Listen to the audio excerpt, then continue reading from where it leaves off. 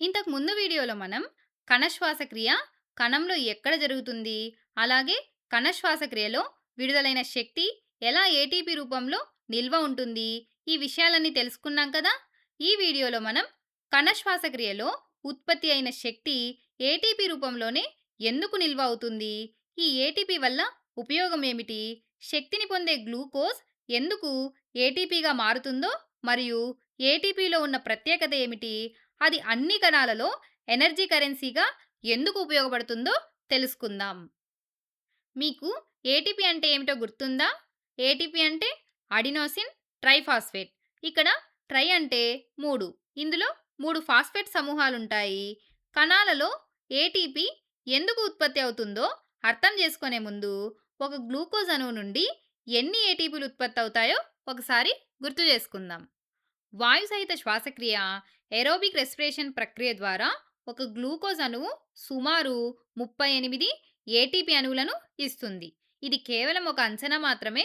వాస్తవానికి ఒక గ్లూకోజ్ అణువు నుండి ఉత్పత్తి అయ్యే ఏటీపీ అణువుల సంఖ్య దీనికంటే తక్కువగానే ఉంటుంది.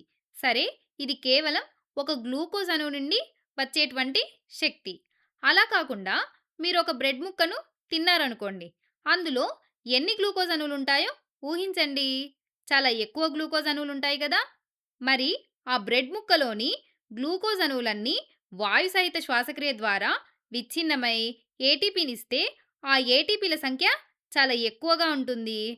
అందుకే కణాలు శక్తిని ఏటీపీ రూపంలో నిల్వ చేయడానికి ఇష్టపడతాయి.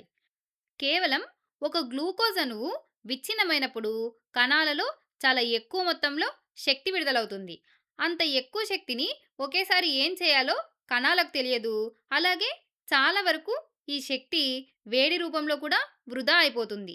ఇలా ఈ శక్తి వృధా కాకుండా ఉండడానికి కణాలు దానిని ఏటీపీ అనే చిన్న శక్తి పొట్లాలు, ఎనర్జీ ప్యాకెట్స్గా నిల్వ చేస్తాయి.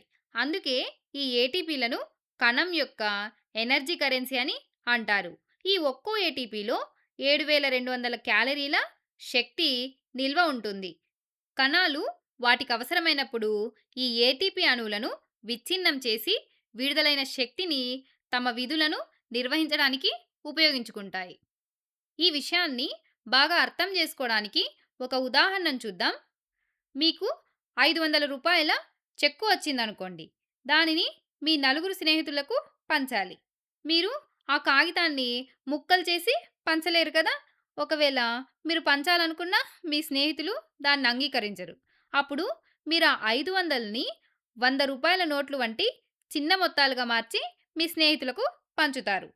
మన కణాలలో కూడా సరిగ్గా ఇదే జరుగుతుంది. గ్లూకోజ్‌లో నిల్వ ఉన్న శక్తి చాలా పెద్దది. కణాలు దానిని నేరుగా ఉపయోగించుకోలేవు. దానికి బదులుగా గ్లూకోజ్ విచ్ఛిన్నమై ఏటీపీ రూపంలో చిన్న చిన్న భాగాలుగా నిల్వ చేయబడతాయి.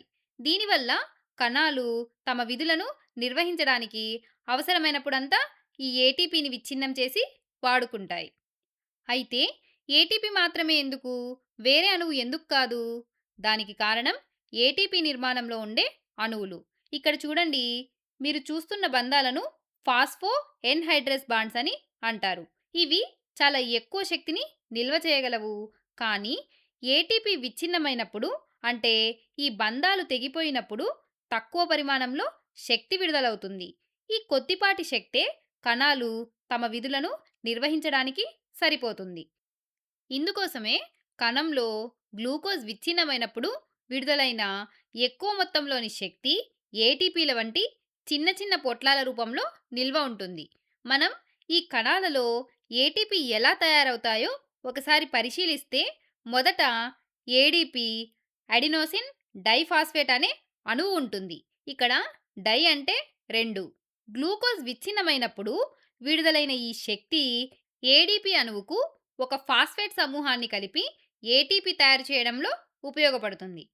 ఈ విధంగా ఏర్పడినటువంటి ఏటీపీ కణాలకు అవసరమైనప్పుడు ఏడీపీ మరియు ఫాస్ఫేట్ సమూహంగా మారి శక్తిని విడుదల చేస్తాయి. ఏటీపీ ఏడీపీ మరియు ఫాస్ఫేట్లుగా విడిపోయినప్పుడు విడుదలయ్యేటువంటి శక్తిని కణాలు వాడుకుంటాయి. అందుకే ఏటీపీ అంత ముఖ్యమైన అణువు. ఏటీపీలోని ఫాస్ఫో ఎన్హైడ్రేస్ బంధాలు కణానికి అవసరమైన సరైన పరిమాణంలో శక్తిని నిల్వ చేయగలవు. అందుకే వీటిని కణం యొక్క ఎనర్జీ కరెన్సీ అని అంటారు. ఈ వీడియోలో మనం ఏ విషయాలు నేర్చుకున్నాం? ఏటీపీ అంటే ఏంటో తెలుసుకున్నాం గదా! ఏటీపీ అంటే అడినోసిన్ ట్రైఫాస్ఫేట్. ఇందులో 3 ఫాస్ఫేట్ సమూహాలుంటాయని తెలుసుకున్నాం. గ్లూకోజ్‌లోని అధిక శక్తిని కణాలు నేరుగా వాడలేవు కాబట్టి వాటిని సులభంగా ఉపయోగించుకునేలా ఏటీపీ అనే ఎనర్జీ కరెన్సీ రూపంలో చిన్న చిన్న పొట్లాలుగా నిల్వ చేస్తాయి. అలాగే ఏటీపీలోని ప్రత్యేక ఫాస్ఫోఎన్హైడ్రేస్ బంధాలు కణ విధులు నిర్వహించడానికి అవసరమైనటువంటి ఖచ్చితమైన పరిమాణంలో శక్తిని అందిస్తూ శక్తి వృధా కాకుండా చూస్తాయి.